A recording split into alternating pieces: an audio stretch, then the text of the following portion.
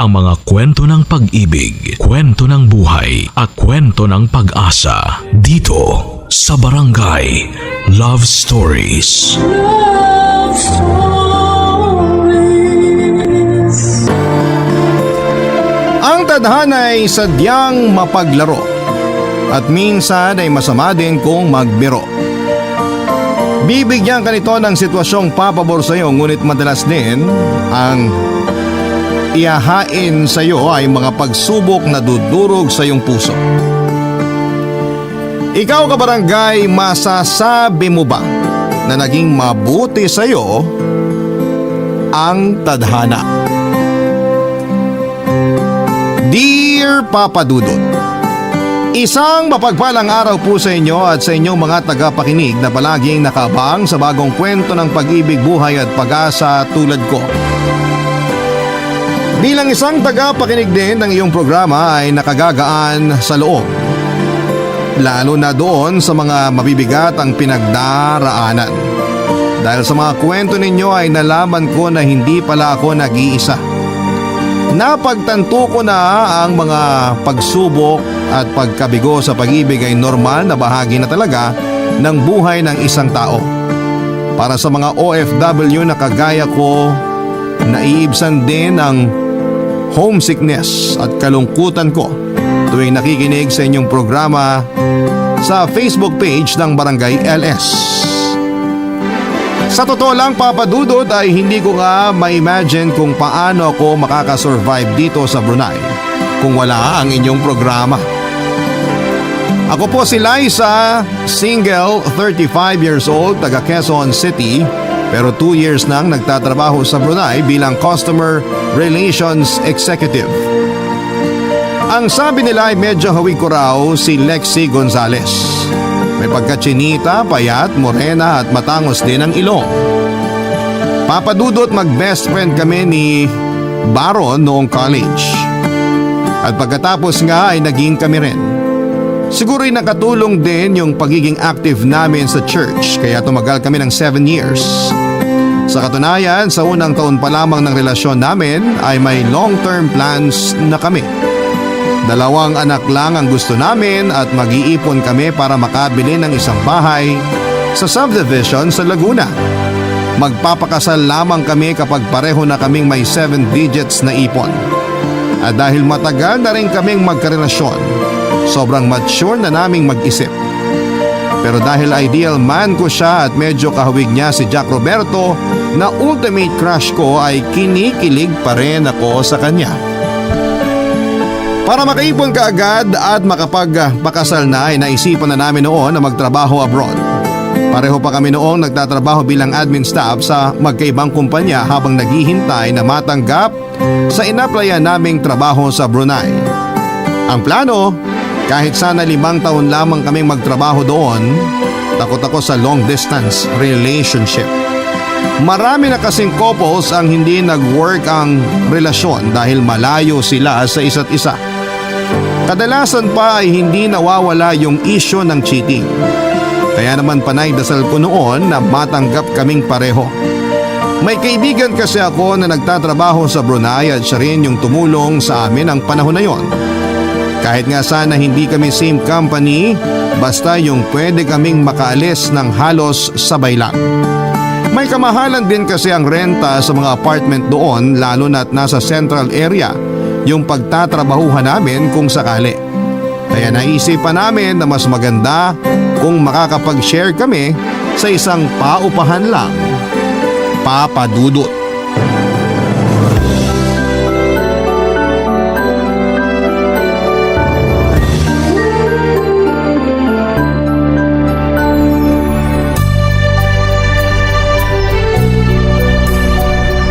Uy, ang tagal mo naman mag-CR.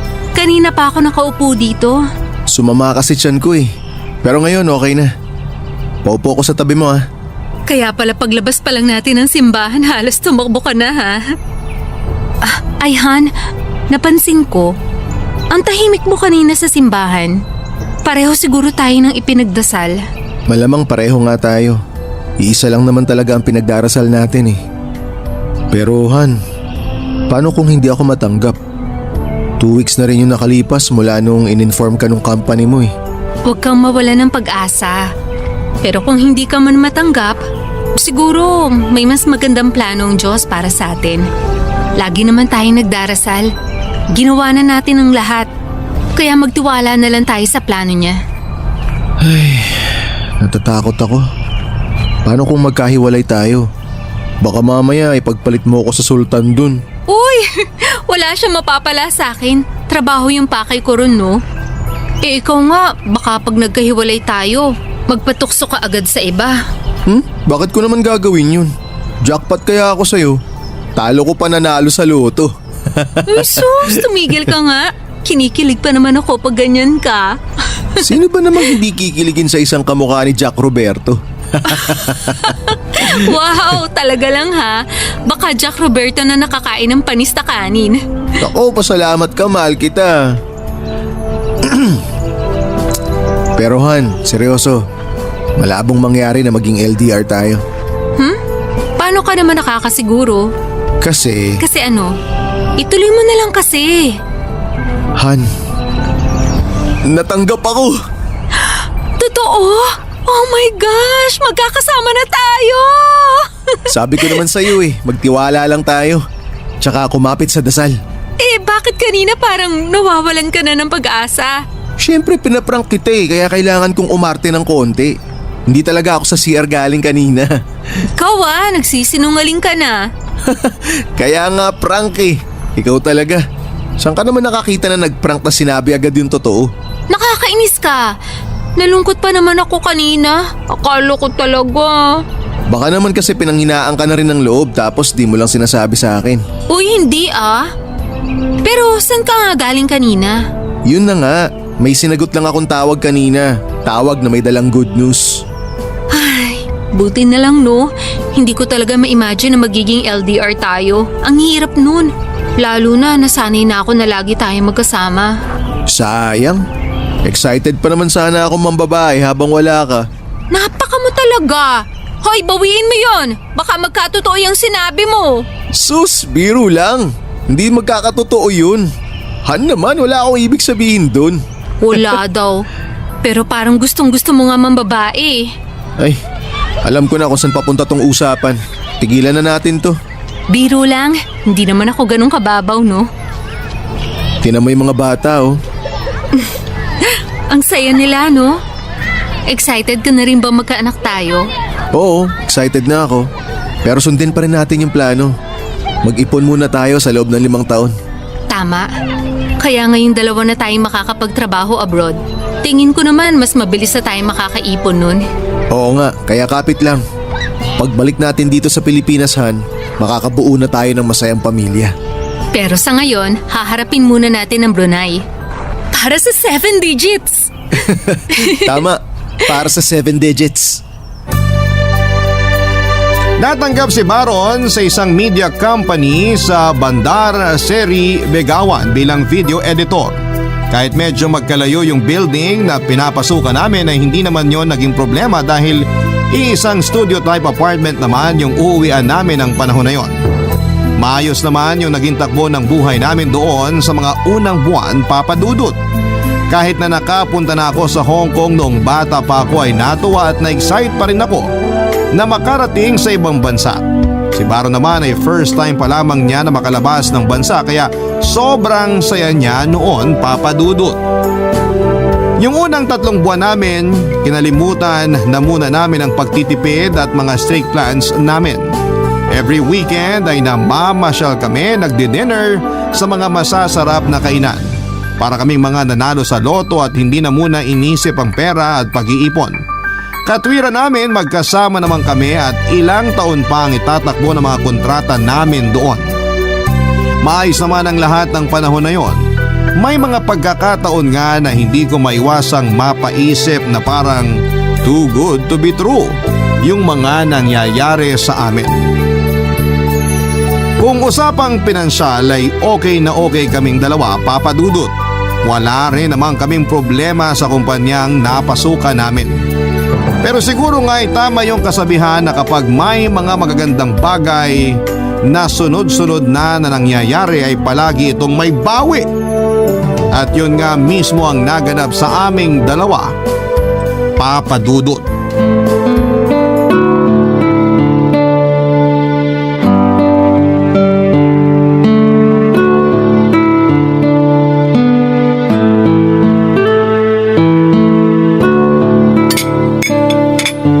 Oy, bilisan mong kumain dyan. Manonood pa tayo ng movie mamaya. Eto naman, di kaya masarap kumain kapag nagmamadali. Sa bagay.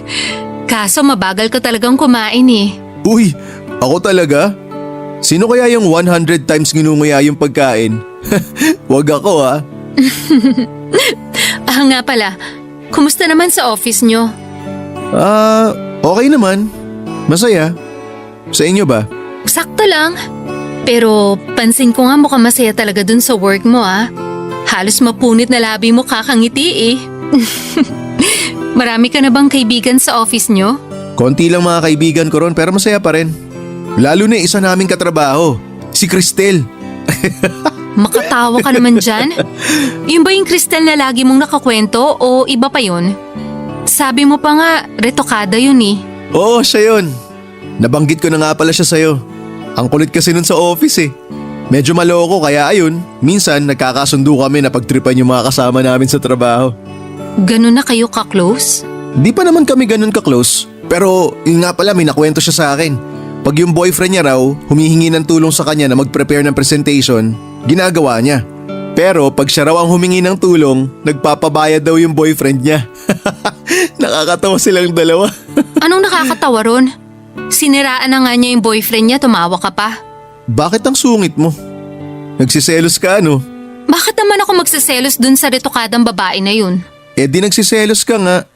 Ano ka ba? Huwag ka nga magselos dun. Para kang ewan. Nakakapikon na eh. Cristel, puro na lang Cristel. Umay na ako sa pangalan na yan. Wala ka bang ibang friends dun sa opisina nyo?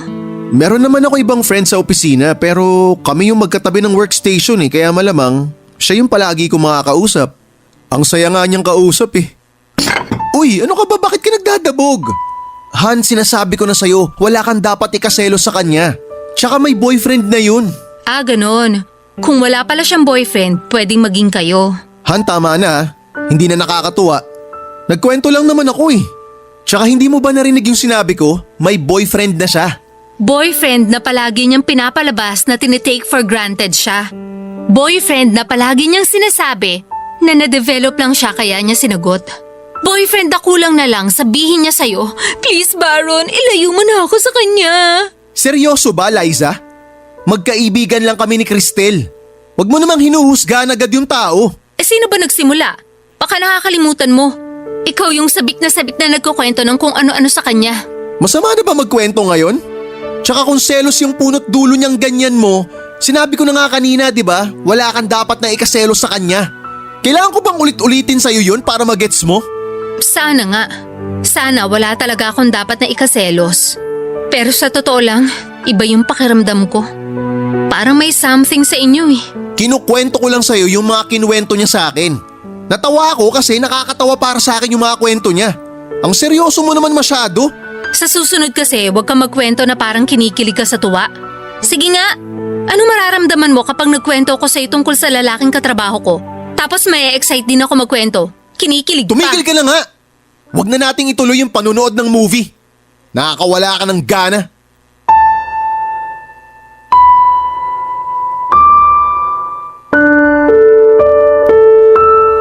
Alam ko na medyo wala ako sa lugar ng mga oras na yon dahil sa pagsiselos ko, Papa Dudut.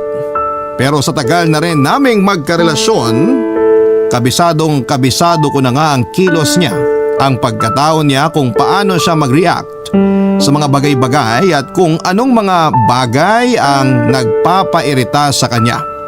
At kahit minsan ay hindi ko siya nakitang ganon ka-excited na magkwento at ganon ka-interesado sa isang tao. Yung tipong nakangiti siya tuwing nababanggit niya si Cristel. Hindi lang kasi isang beses niyang nakwento yung tungkol sa katrabaho niyang yon. May punto na halos araw-araw na. Lagi siyang may bagong kwento at hindi rin nawawala yung excitement niya Ramdam ko noon sa tono niya na may kakaiba na sa kanilang dalawa ni Cristel. Hindi niya man aminin, pero hinala ko noon na madalas na silang nagkakausap. Baka nga hindi lang tuwing nasa opisina. Ni minsan ay hindi pa nagkamali ang instinct ko kaya kinabahan na rin ako ng panahon na yon.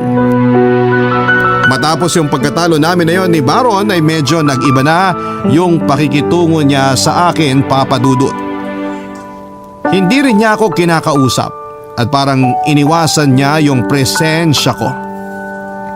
Ikinalungkot ko naman yon ng sobra dahil hindi ako sanay na ganun siya sa akin, Papa Dudut. Barangay Love Stories. Barangay Love Stories. Papa Dudut, ilang araw matapos ang insidenteng yon ay nagkabati na rin kaming dalawa ni Myron. Para hindi na kami magtalo pa ay hindi ko na binabanggit noon ni Baron ang pangalan ni Cristel tuwing magkasama kami. Pero sa halip na mapanatag ay mas lalo akong nag-isip ng kung ano-ano. Dahil doon ay naging paranoid na ako. Maraming beses na akong nag-overthink at iniisip ko na sana pala'y pinigilan ko na lamang ang sarili ko. Sana'y nag-abang at nagmasid na lamang ako noon. Dahil aware na si Baron sa pwede kong isipin noon ay napansin ko na mas nag-ingat na siya. Noong mga panahon na yon ay unti-unti akong kinain ng paranoia at insecurity. Alam ko naman sa sarili ko na hindi naman ako pangit para ma-insecure kay Cristel. Pero sa mga kwento noon ni Baron ay parang mas masaya siya pag yon ang kasama niya. Sa kaloob-looban ko ay alam kong may mali. Sabi nga nila ay malakas daw ang kutob ng mga babae. Sa pagkakataong yon ay dinaan ko na lamang sa dasal ang lahat. Ipinagdasal ko sa Panginoon na sana kung wala naman akong dapat na ikaparanoid noon ay alisin niya yon sa aking pakiramdam. Pero kung meron man, sana'y makumpirma ko rin kaagad. At mukhang dininig naman kaagad ang panalangin kong yon nang minsan kaming magawin ang katrabaho ko. At kalaunat naging kaibigan ko na rin na si Eka sa isang fast food sa Brunei, Papa Dudut.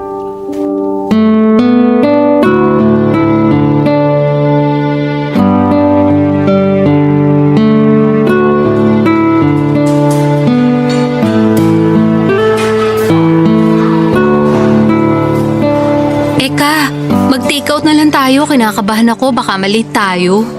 Ang layo nitong fast food na to tapos ang haba pa ng pila. Ganito, kainin na lang natin dito ng mabilis. Sige na, kasi pangit na lasa ng dimsum mamaya pag lumamig na. Uy, teka, parang pamilyar yun ah. Parang si Baron nga! Ha? Saan? Ayun no, nasa ikatlong table. Yung kasama ng babaeng fashionista. Nagbago ng isip ko. Dito na natin kainin yung dimsum. Sigurado ka? Pero, di mo man lang ba susugurin yung dalawang yun? Hindi. At talagang kalmado ka pa ha? Girl, paano maging ikaw? Ang tibay mo eh. Kung ako yan, baka kanina pa ako sumugod.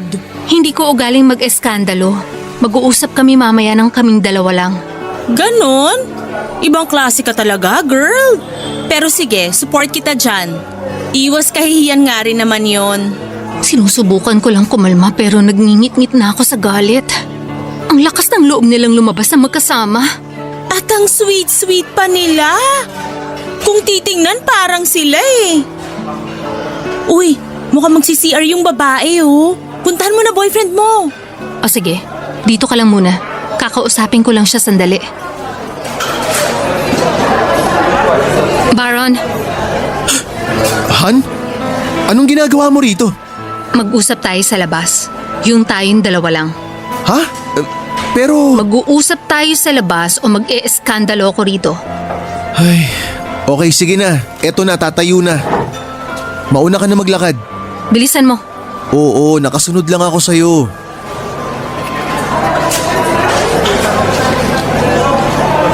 Bakit magkasama kayo nung Cristel na yon? Hindi kami magkasama. Nagkataon lang na pareho kami ng pupuntahan kaya nagsabay na kaming kumain.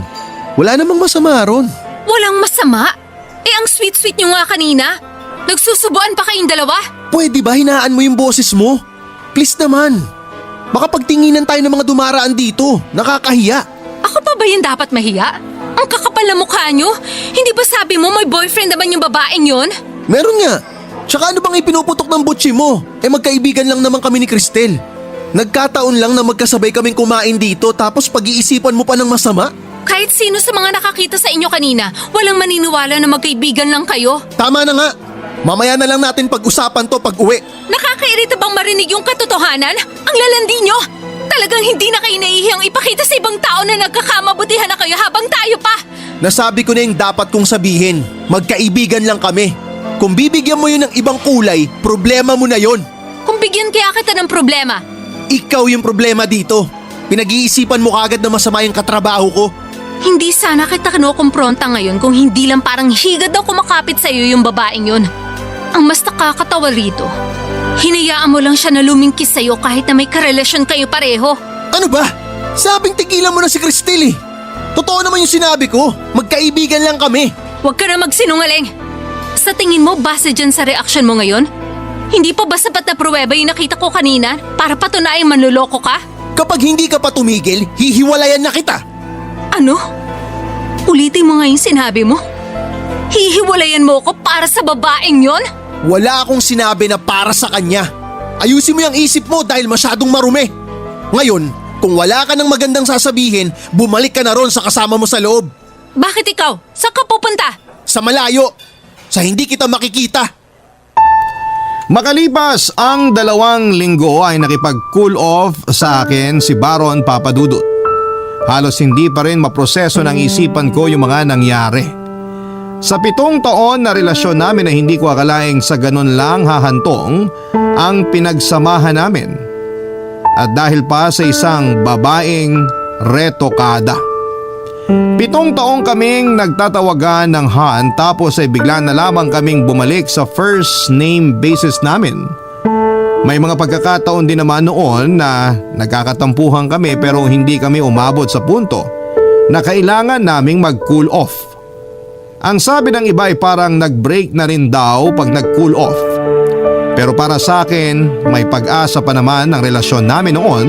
Kaya ibinigay ko na lamang din yung space na kailangan niya para makapag-isip-isip siya. Dahil nasa isang maliit na studio type apartment lamang kami at nagsishare sa isang kama, sobrang hirap at napaka-awkward ng sitwasyon naming dalawa, Papadudut. Halos hindi na kami nag-uusap at nagkikibuan lamang kami kapag oras na ng bayaran ng mga bills. Ganon kami ng halos 1 buwan. Pero sa kabila noon ay umasa ako na mapagtatagumpayan namin ang pagsubok na yon. Batid ko naman na lahat ng relasyon ay dumaraan sa mga hindi pagkakaunawaan pero kalaunan ay naayos din naman. Nagtiwala ako at naniwala na mahal pa rin ako noon ni Baron Papadudut.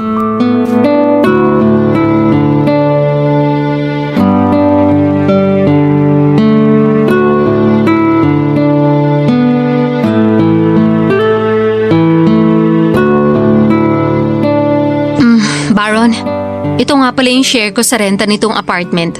Okay, salamat. Pwede ba kitang makausap? Tungkol saan? Sandali, umupo ka muna. Sige. Anong pag-uusapan natin? Tungkol ba dito sa apartment? Ha? Hindi. Hindi tungkol dun. Eh ano pala? Siguro kailangan na nating formal na gawin to. Formal na gawin ng alin? Yung cool off natin. Sa tingin ko, kailangan na nating formal na maghiwalay. Maghiwalay? Ah, bakit? Pasensya ka na pero sa tingin ko, hanggang doon na lang talaga yung relasyon natin. Kaya tayo nag-cool off para makapag-isip-isip, di ba? At yun na nga yung napag-isipan kong gawin. Pero gusto ko lang sabihin na… Wag na. Kung ano man yung sasabihin mo, wag na. Gets ko. Gets ko na. Paanong gets mo na? Baka iba na naman yung iniisip mo. Bakit? May iba pa bang pwede maging dahilan? Yun lang naman yun eh. Na fall out of love ka sa akin.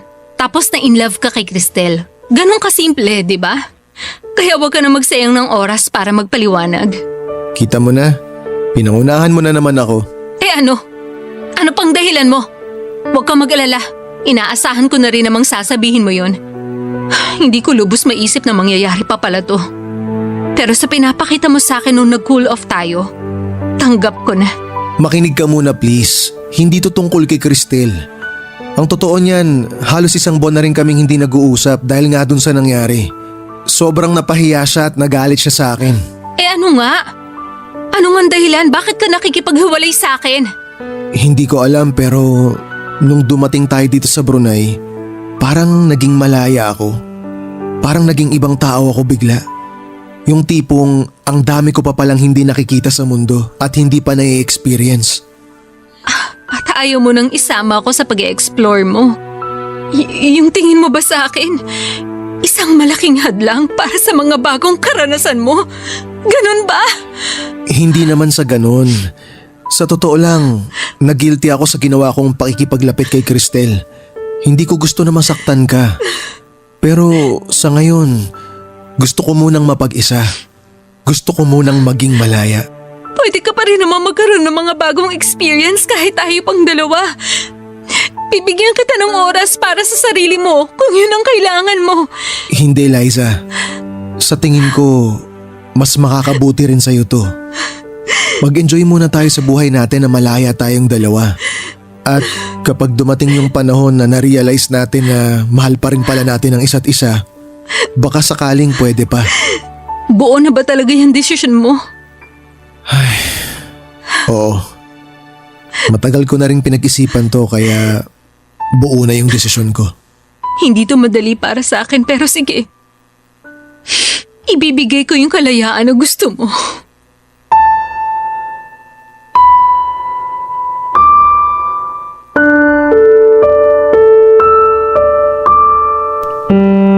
Papadudot, tama nga yung sinabi ni Baron na hindi nga para kay Cristel yung hiningi niyang kalayaan sa akin.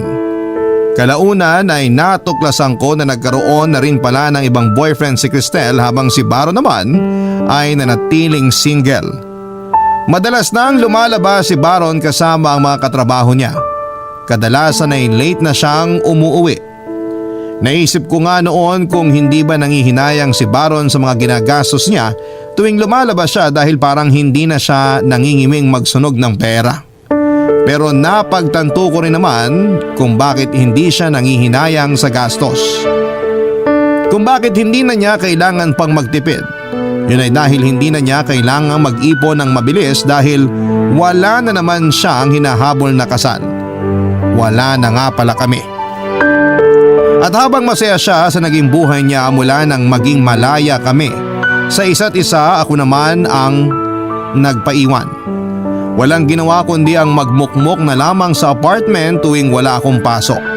Nakikiramdam kung nakauwi na ba siya at kung masaya ba siya noong bumalik dahil may babae siyang nakilala. Halos lahat ng oras ko noon tuwing nasa apartment ako ay nakatuon na lamang sa kung anong nangyayari sa kanya. Lihim ko siyang inoobserbahan at hindi ko naman maiwasang gawin yon dahil magkasama pa rin kami sa ilalim ng iisang bubong. Masaya naman ako para sa kanya, lalo na't maayos naman kaming naghiwalay, Papa Dudut. Nalungkot lamang ako sa parteng parang mas naging masaya yung buhay niya nung hindi na kaming dalawa magkasama, Papa Dudut. Barangay Love Stories. Barangay Love Stories. Ang sakit-sakit, Papa Dudut.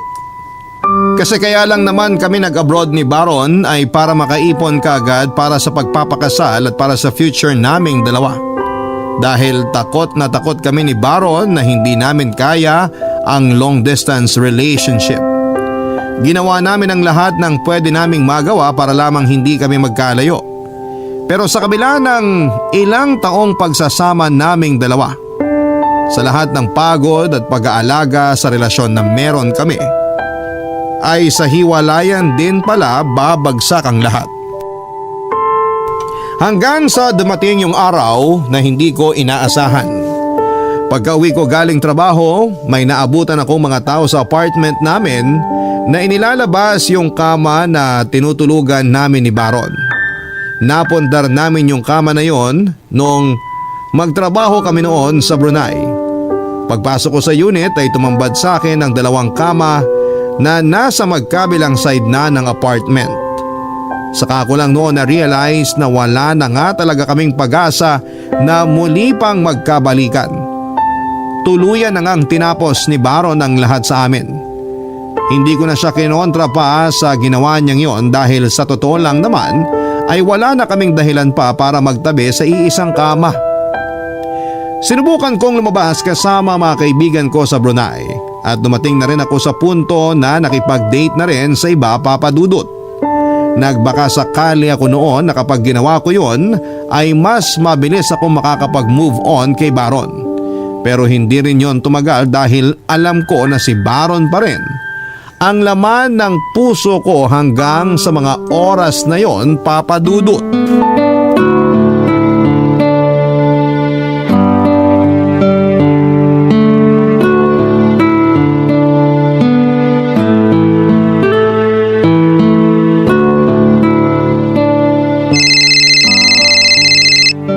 Tumatawag na naman tong si Eka.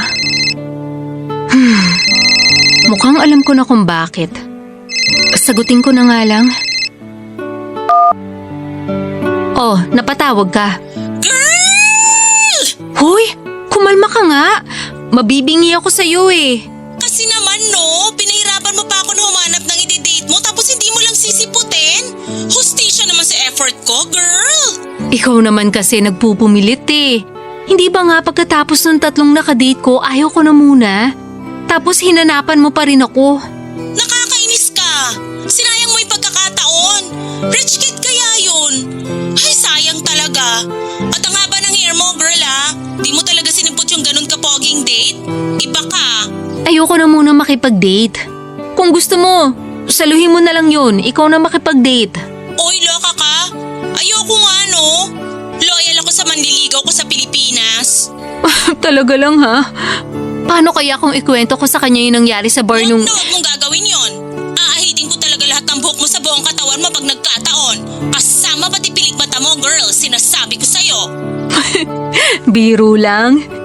Pero dun sa sinabi ko na ayaw ko na muna makipag-date, seryoso ko dun.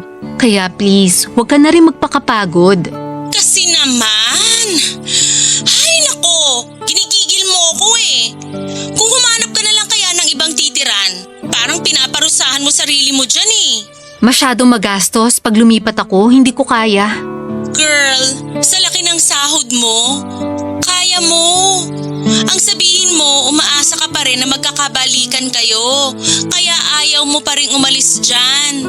Oo na, sige na, aaminin ko na. Umaasa pa rin ako na magkakabalikan pa kami.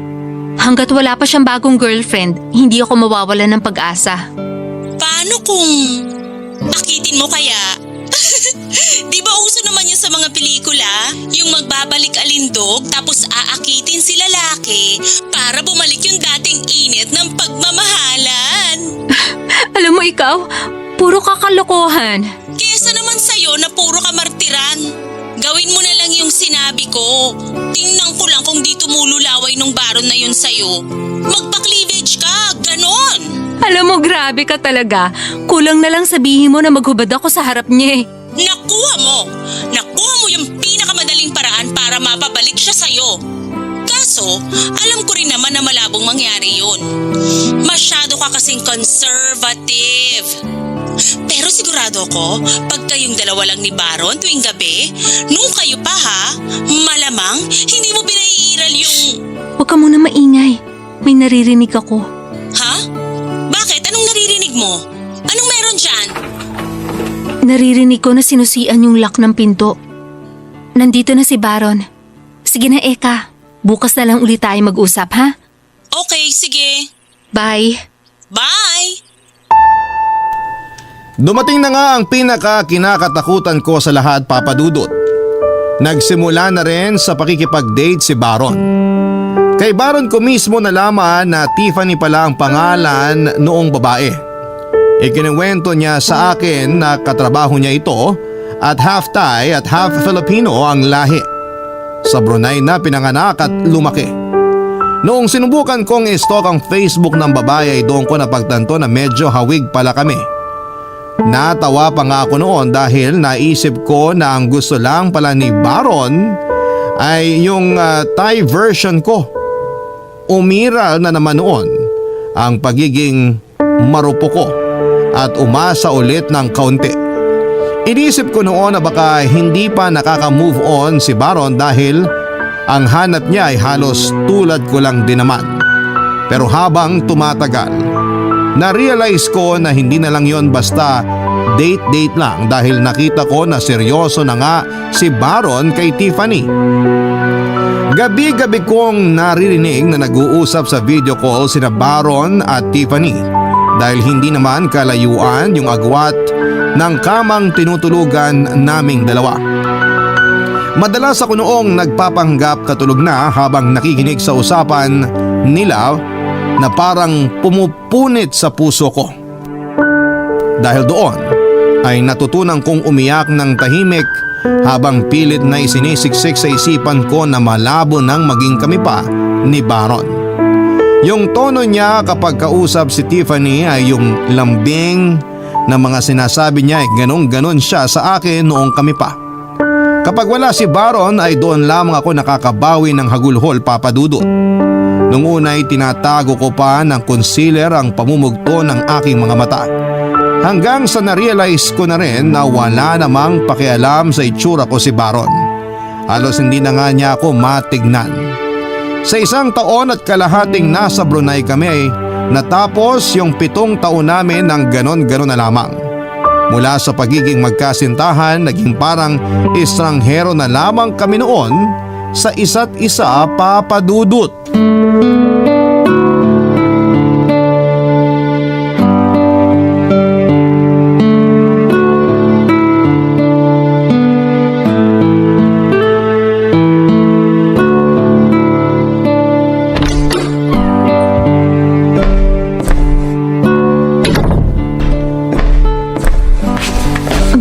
Nandiyan ka na pala. Dinner ka na. Nagluto ako. Salamat pero kumain na ako sa labas kanina. Ganun ba? O sige, pahinga ka na lang muna. Pwede naman kitang samahan habang kumakain ka. Talaga? O sige, halika upo ka. Liza, gusto rin sana kitang makausap. Tungkol saan? Hindi na ako magpapaligoy-ligoy. Liza, bala ko na kasing lumipat. Pero mga 2 buwan pa naman ako dito sa apartment. Sabihan mo lang ako kung sapat ng panahon yon para makakuha ka ng bago mong roommate dito. Ikaw ang bahala. Sige, ganito na lang. Tutulungan kita. Hahanap ako ng mga kapalit ko rito para hindi ka na mamroblema. Sige. Pero bakit? Babalik ka na sa Pilipinas? Hindi pa. Bale, ang plano ko, doon na ako titira kay Tiffany. Nag-migrate na kasi sa Taiwan yung roommate niya. Medyo mahal yung renta nila kaya doon na ako sa apartment niya titira. Alam mo, bakit hindi na lang kaya akong umalis? Ibalik mo yung dati nating kama dito para makapag-live-in na kayo nung Tiffany mo. Lubos-lubosin mo na, Baron! Nang sa ganun, buradong-burado na talaga ako sa buhay mo! Liza, huwag ka namang ganyan.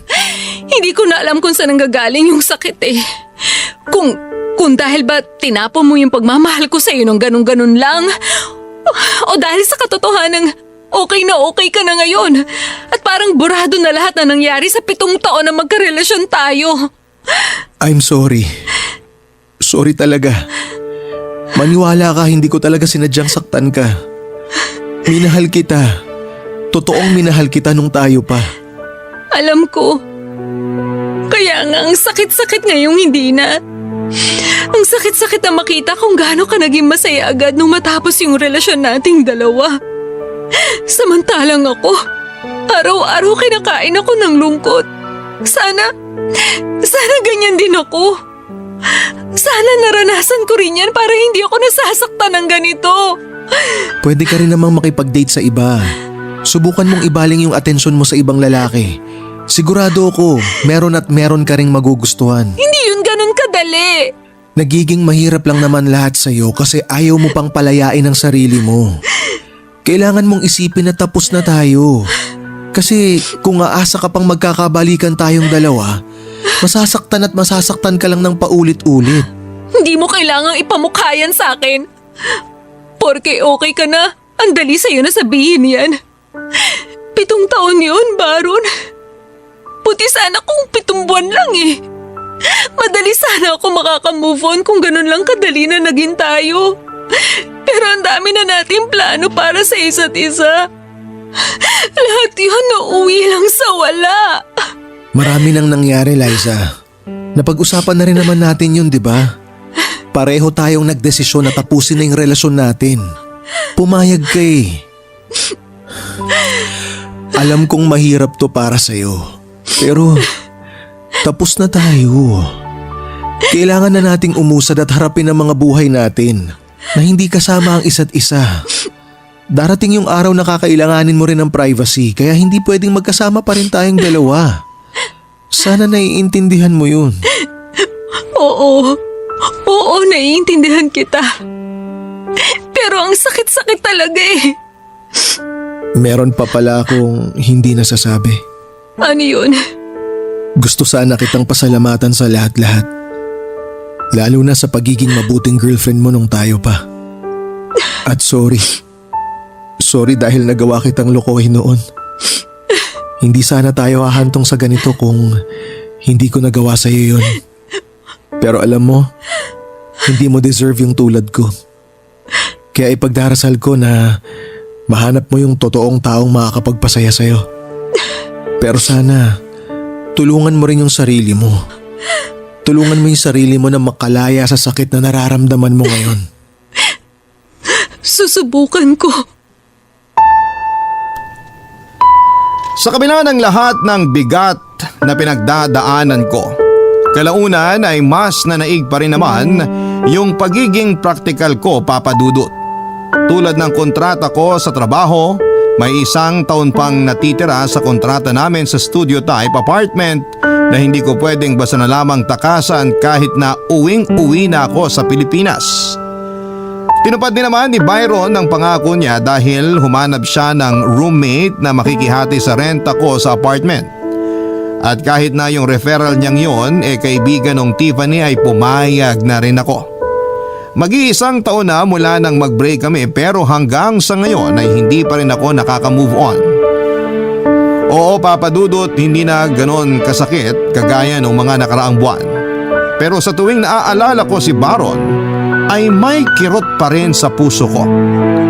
Hindi na ako makapaghintay pa na makabalik na sa Pilipinas, Papa Dudut, at natutokso ako na sa bakasyon ko dyan next month ay mag-awol na lamang ako sa trabaho ko dito sa Brunei. Pero kapag naglalaro yun sa utak ko ay iniisip ko na down the road ayoko rin namang mainis sa sarili ko dahil nagpa-blacklist ako sa isang bansa dahil lamang sa isang ex-boyfriend.